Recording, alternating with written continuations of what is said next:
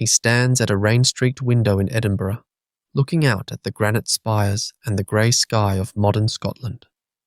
A history book lies open on the sill behind him, its pages yellowed at the edges.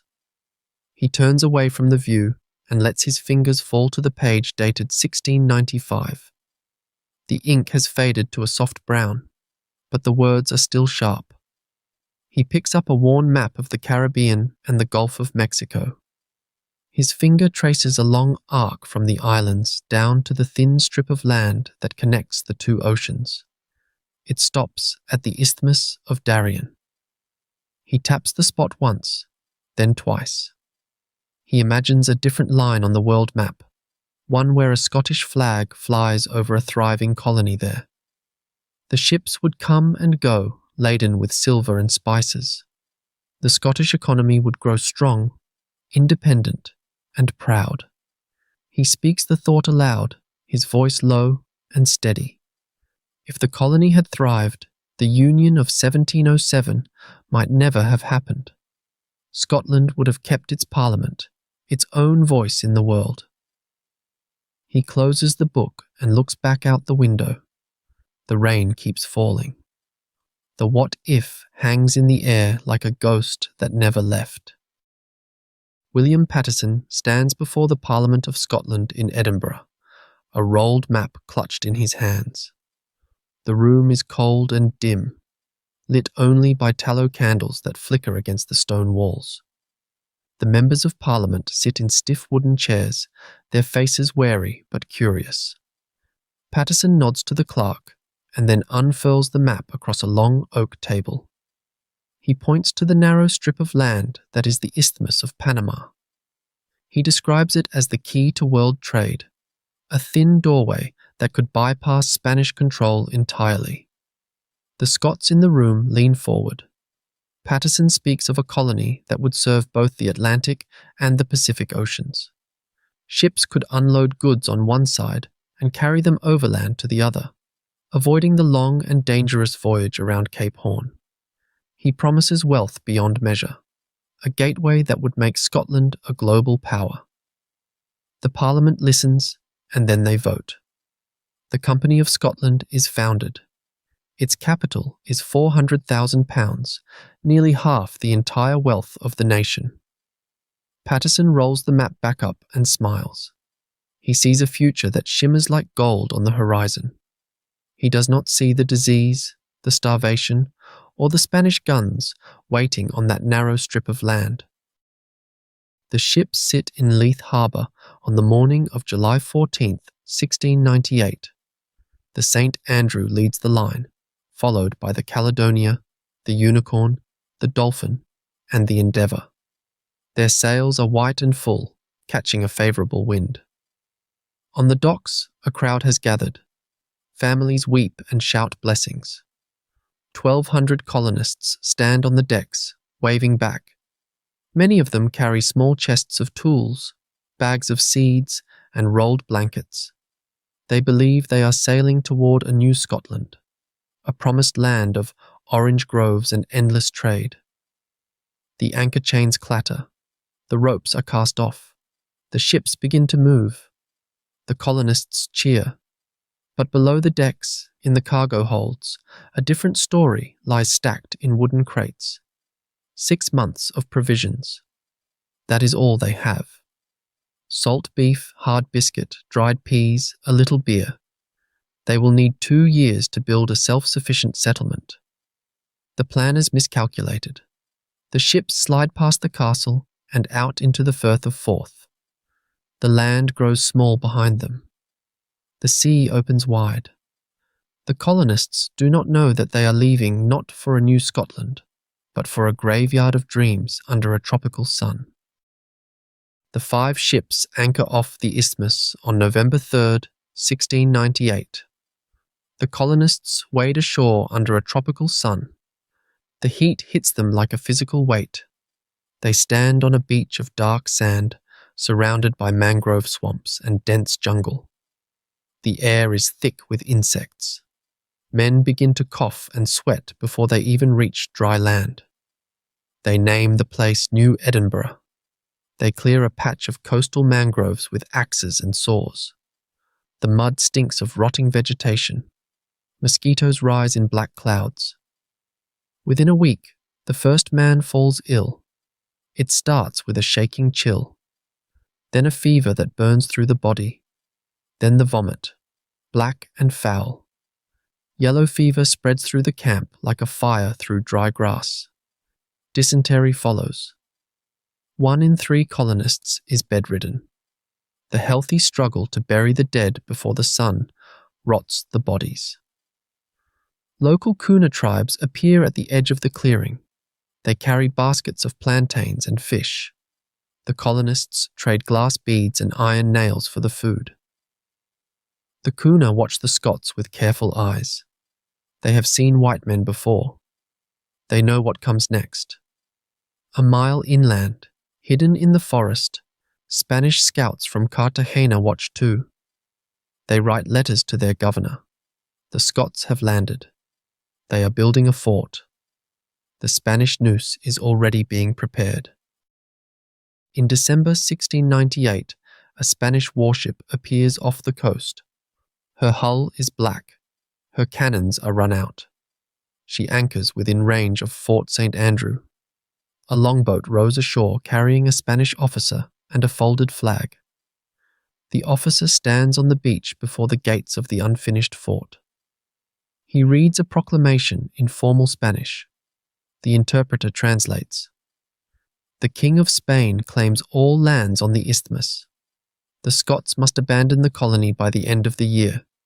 If they remain, they will be treated as invaders. The Scottish leaders refuse. They point to their charter from the Company of Scotland. They say the land was unsettled. The Spanish officer smiles thinly. He returns to his ship. The warship sails away, but it does not go far. It lingers just over the horizon. Meanwhile, the Scots look to their English neighbours for help. They send a sloop to Jamaica. The English governor refuses to sell so much as a barrel of flour. He fears a war with Spain. He will not risk his own trade for a handful of Scots in the jungle. They send a boat to the Carolinas. The same answer comes back. No supplies, no aid, no friendship. Inside the fort, the men write desperate letters to Edinburgh. They beg for food, medicine, and reinforcements. They seal the letters in waterproof pouches and entrust them to a fast ship. But the ship will take months to cross the Atlantic, and the rains are coming. By March 1699, the settlement is a hollow shell. Rations dwindle to a handful of mouldy meal per person each day. Men chew on roots dug from the forest floor. They boil strips of leather from their belts. They eat the rats that raid the storehouse. The sick lie in rows on the bare ground of the fort. Their faces are yellow. Their eyes are sunken. Many die before anyone can even bring them water. The graveyard grows faster than the stockade. The leaders gather in the command tent. There are no more options. No ship has come. No rescue is coming. They decide to abandon the colony. On March 20th, 1699, the last healthy men drag themselves aboard the Unicorn. The ship is small and leaking. It can barely hold them. They turn the bow toward New York. They leave behind 700 graves. They leave behind a broken fort that never held a single cannon. The jungle takes back the clearing within months. Vines creep over the rotting palisade. Mangroves swallow the huts. The graves are lost under a carpet of green. The survivors of the Unicorn reach New York in April. They are hollow-eyed and half dead. They tell their story to anyone who will listen. But the news travels faster than they do. By the time their words reach Edinburgh, the financial disaster has already begun to unfold. The news reaches Edinburgh before any official report, but the Company of Scotland refuses to believe it. They send a second fleet. 5 ships, 1,300 men. They set sail in August 1699. The colonists arrive at Darien in November. They find the fort empty. The huts are roofless. The supply barrels are split open. The jungle has already crawled over the walls. A few of them search the overgrown cemetery. They find 700 crude wooden markers. Some names are still legible. Most are already eaten by rot. The new settlers try to rebuild. They patch the palisade. They clear the well. But the Spanish are watching. Spanish forces march from Panama City in February 1700. 300 soldiers, 1,500 native auxiliaries. They surround the fort. They cut off the spring. They fire burning arrows into the huts.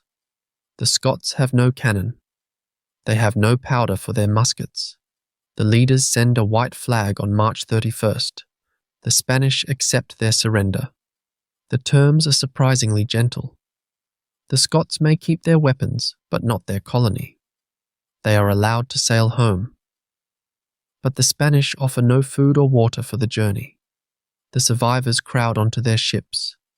The winds are against them. One vessel sinks off the coast of Cuba. Another limps into Jamaica with half its crew dead of fever. Fewer than 300 of the original 1,300 ever see Scotland again. The rest are buried in the mud of the Caribbean. The Darien dream is over. The first detailed accounts arrive in Edinburgh in the spring of 1700. They come in letters. They come in whispered reports from ship captains. They come in the gaunt faces of the survivors who stagger off the docks at Leith. The city stops working. Merchants close their shops. Lawyers leave their chambers. Everyone gathers in the high street. Everyone asks the same question. Did the colony survive? The answer passes from mouth to mouth like a disease. No, it is gone. Everyone is ruined. The Company of Scotland stock had been traded like gold. Now it is worthless. Families who invested their entire inheritance are found weeping at their doors. Widows who put their husbands' life savings into the scheme cannot afford bread. Lords who borrowed money to buy shares now face debtors' prison. The entire country had bet everything on this one throw of the dice. The dice came up empty.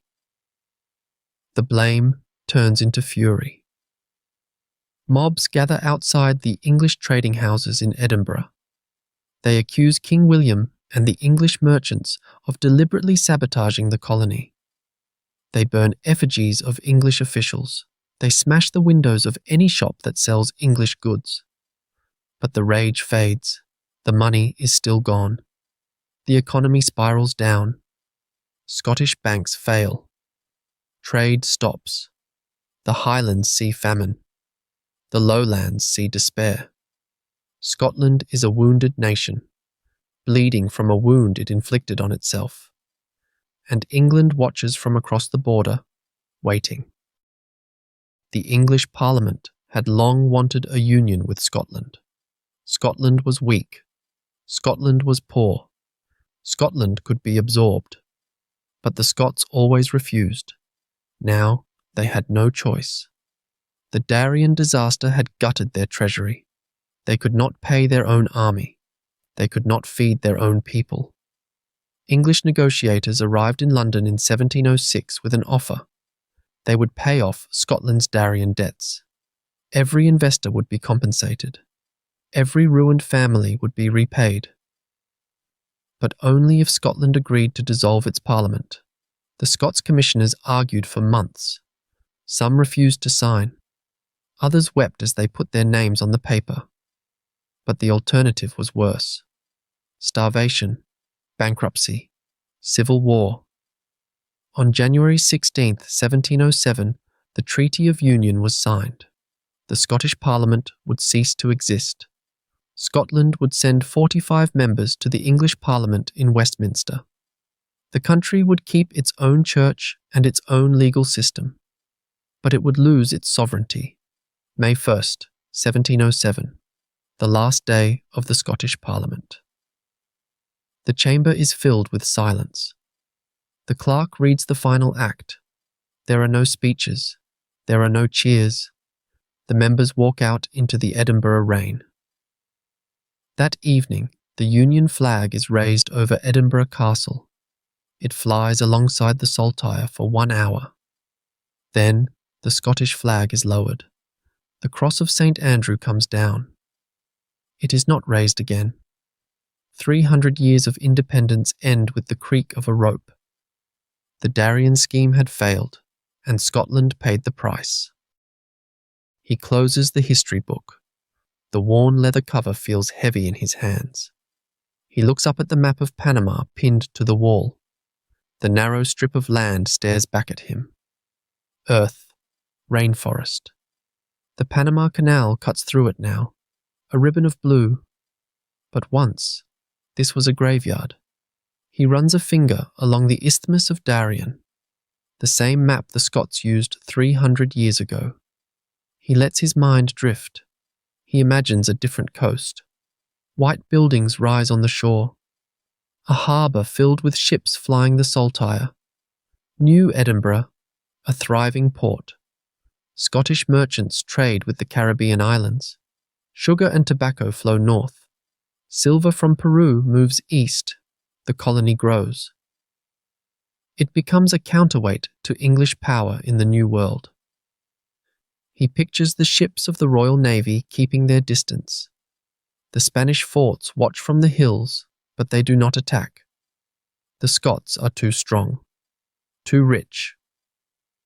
Their colony is a fortress of independence. They do not need to beg for loans in London. They do not need to dissolve their parliament. He leans back in his chair. The rain taps against the window. He thinks about the Act of Union. Would it have happened without Darien? Probably not. The debt forced Scotland's hand. The bankruptcy crushed its will. Without that failure, Scotland might have stayed separate. Its parliament might still sit in Edinburgh today.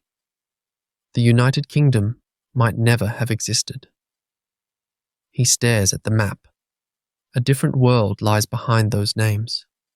A world where the scheme succeeded, where Scotland kept its crown, where the saltire never came down. But that world is only ink and imagination now. The real one is the rain, the flag above the castle, the door that closed in 1707. The Darien Scheme failed, and history pivoted on that one lost colony.